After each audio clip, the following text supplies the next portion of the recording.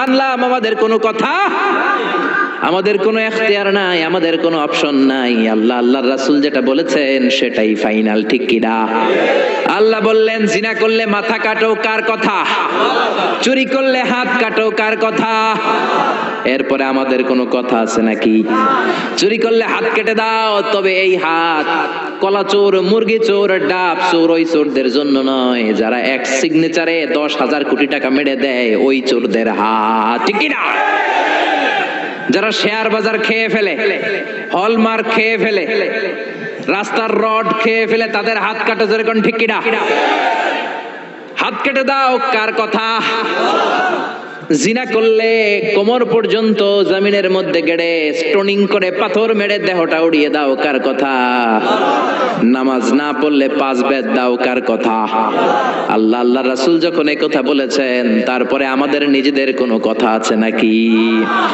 আল্লাহ বললেন ওয়ামা কানা লিমুমিনিন ওয়ালা মুমিনাতিন ইযা কাদাল্লাহু ওয়া রাসূলুহু আমরান আইয়াকুনা লাহুমুল খিয়ারাতু মিন আমরিহিম। আল্লাহ আল্লাহ রাসূল যখন কোনো ডিসিশন দেয়, ওই ডিসিশনই ফাইনাল। মুমিনদের ওই ডিসিশনের পরে নিজেদের কোনো ডিসিশন দেওয়ার সুযোগ থাকে? এজন্য ইসলাম আমরা রাসূলের কাছ থেকে শিখব।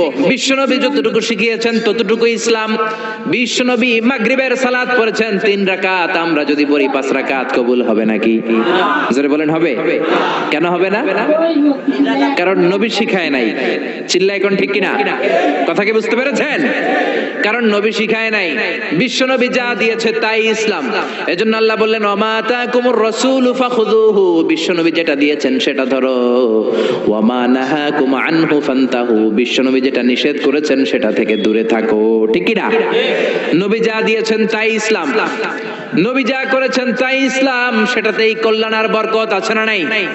আপনি যদি চান আমি বিশ্বনবীর চাইতেও বেশি বুজুর্গ হব, হতে পারবেন? আপনি যদি কোন আমি নবীর চাইতেও বড় তাকওয়াবান হব, হতে পারবেন? কোন পাগলের যদি এই কথা বলে এটা শোনা যাবে? কারণ নবীর চেয়ে বড় মুত্তাকি হওয়া যায়, নবীর চেয়ে বড় বুজুর্গ হওয়া যাবে। নবী যা বলেছেন তাই ইসলাম। এক সাহাবী বললেন উসাল্লিল লাইলা কুল্লা, সারা রাত আমি তাহাজ্জুদ পড়ব, আমি রাতে বিশ্রাম নেব না।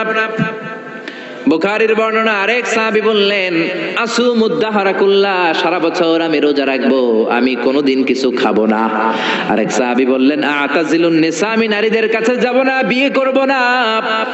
এই 3 সাহাবীর 3 কথা যখন বিশ্বনবী শুনলেন, বিশ্বনবীর চেহারাটারে আগুনের গোলার মতো লাল করে দিল কে? বিশ্বনবী সাহাবেদের দমক একসাথে ডেকে ধমকাতে শুরু করলেন। বিশ্বনবী বললেন কে বলেছো সারা রাত নামাজ পড়বে, ঘুমাবে না? কে বলেছো দাঁড়াও? যেই সাহাবী বলেছেন, ভয়ের চোটে ওই সাহাবীর মুখ দিয়ে কোনো কথা বের হয়। বিশ্বনবী বললেন খবরদার, সারা রাত্রি যদি তাহাজ্জুদ পড়ো, ওই তাহাজ্জুদ আল্লাহর দরবারে কবুল হবে। কেননা বিশ্বনবীর তাহাজ্জুদের সিস্টেম ছিল, মনোযোগ দিয়ে শুনেন, বিশ্বনবীর তাহাজ্জুদের সিস্টেম ছিল এশার নামাজের পরে বিশ্বনবী ঘুমায় যেতেন। বিশ্বনবী এশার সালাতের পরে ঘুমিয়ে যেতেন। মাঝরাতে বিশ্বনবী তাহাজ্জুদের জন্য উঠতেন, 3-4 ঘন্টা তাহাজ্জুদের নামাজ পড়তেন। ফজরের নামাজের আগ দিয়ে আবার নবী ঘুমায় যেতেন। আবার ওই ঘুম থেকে উঠে ওযু ছাড়া 2 রাকাত ফজরের সুন্নাত পড়ে তারপরে বিশ্বনবী ফজরের নামাজের ইমামতি করতেন। সুবহানাল্লাহ, আর জোরে সুবহানাল্লাহ বলেন। বিশ্বনবী ঘুম থেকে উঠে ওযু করতেন না, কারণ ঘুমালে নবীদের ওযু ভাঙে না। সুবহানাল্লাহ। সারা রাত জেগে বিশ্বনবী তাহাজ্জুদ পড়েছেন এমন কোন হাদিস? বিশ্বনবী আশার নামাজের পরে ঘুমাতেন, মাঝরাতে তাহাজ্জুদ পড়তেন, ফজরের আগ দিয়ে সামান্য একটু ঘুমাতেন। এটার বলে পাওয়ার ন্যাপ। দেখবেন অনেক বাসায় ইজি চেয়ার থাকে, এরকম ন্যাপিং করা যায়। 10 মিনিটের একটা পাওয়ার ন্যাপ নিবেন, অ্যালার্ম দিয়ে রাখবেন, উঠে দেখবেন শরীরটা তরতাজা, ঠিক কি না? এরকম পাওয়ার ন্যাপ নিতেন ফজরের আগে, ঘুমাতেন, নামাজ পড়তেন, আবার ঘুমাতেন, আবার নামাজ পড়তেন। ওয়া ইন্না ফি লিজাসাদিকা আলাইকা হক, তোমার দেহের একটা হক আছে না নাই?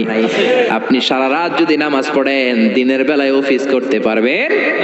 এজন্য বিশ্বনবী বললেন, খবরদার সারা রাত নামাজ পড়বা না, ঘুমাবা আবার নামাজ পড়বা, ঘুমাবা আবার নামাজ পড়বা, কবুল করে নেবে কে?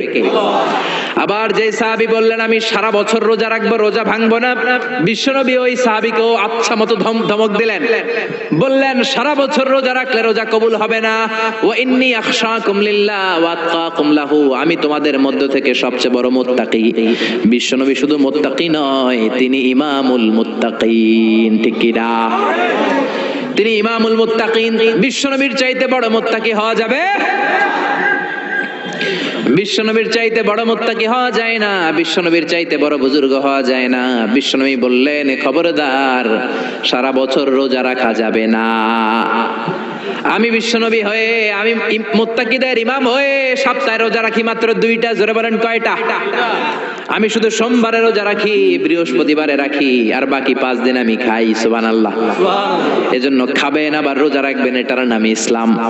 বিশ্বনবী বললেন, আমি মাসে স্পেশাল 3টা রাখি, 13, 14, 15 রোজা আছে না নাই? এর চেয়েও যদি বেশি কারো রোজা রাখতে মনে চায়, তাহলে দাউদ নবীর সিস্টেমে রোজা রাখবা। দাউদ নবী একদিন রোজা রাখতেন, আরেকদিন রাখতেন না, আরেকদিন রাখতেন, আরেকদিন রাখতেন না।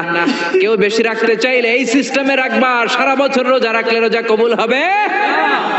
এজন্য বিশ্বনবী বলেছেন, সওমে বেসাল নিষিদ্ধ। আমাদের দেশের অনেক মা বোনেরা না জেনে লাগাতার রোজা রাখে, মনে করে অনেক বড় মুত্তাকি হয়ে যেতেছে, আসলে যে আমল নামে কিছুই উঠতেছে না এটা বুঝেই না। আসরা নাই।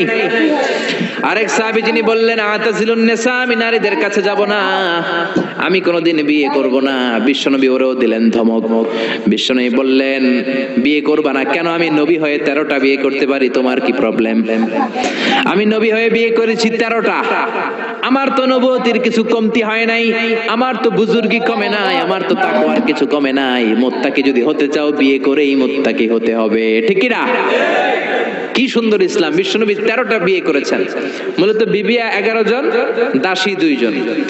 খাদিজা বিনতে খুয়াইলিদ, আয়েশা বিনতে আবি বকর, হাফসা বিনতে উমর, জাইনাব নামে 2 বউ, জাইনাব বিনতে জাহাশ, জাইনাব বিনতে খুজাইমা, সাফিয়া বিনতে হুয়াই ইবনে আখতাব, সাউদা বিনতে জামাআ, জুয়াইরিয়া বিনতুল হারিস, মাইমুনা বিনতুল হারিস, উম্মে সালামা বিনতে আবি উমাইয়া, আর উম্মে হাবিবা রামলা বিনতে আবি সুফিয়ান। এই 11 জন বউ ছিল। পড়েন আল্লাহু আকবার। বিশ্বনবীর দাসী ছিল 2 জন, একজনের নাম হলো রাইহানা, রাইহানা বিনতে যায়েদ আন-নাদারিয়া, আর এক দাসীর নাম ছিল মারিয়া, পুরো নাম হলো মারিয়া বিনতে শামউন আল-কিবতিয়া। সুবহানাল্লাহ পড়েন। বিশ্বনবী বললেন, আমি তো নবী হয়েছি, আমার